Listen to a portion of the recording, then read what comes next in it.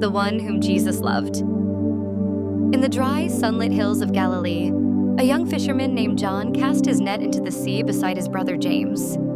Their father, Zebedee, watched as they worked the family trade.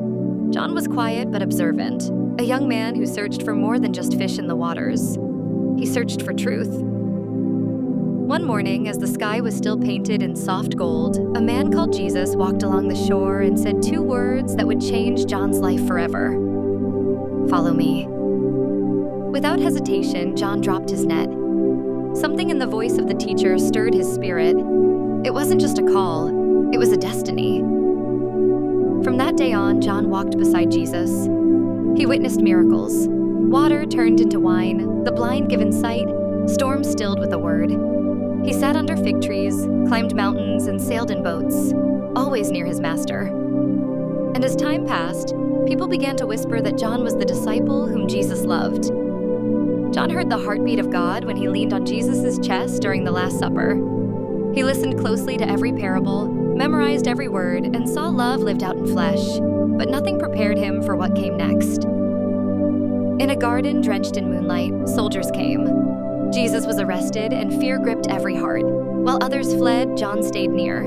He followed Jesus all the way to the cross. And there, amid the cries and the cruel laughter, Jesus looked down and saw his mother weeping, and John beside her.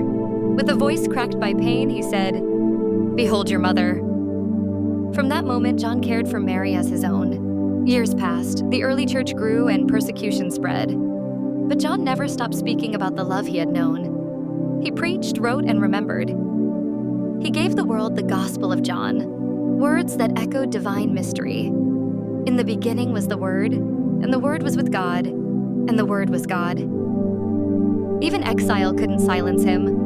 On the island of Patmos, old and alone, John received a vision so powerful it became the book of Revelation. He saw heaven open, angels sing, and Christ returning in glory.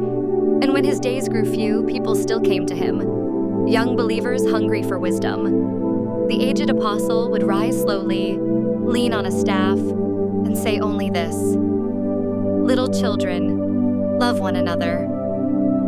Because in all his years, through miracles, martyrdoms, and visions, John had learned one eternal truth: God is love.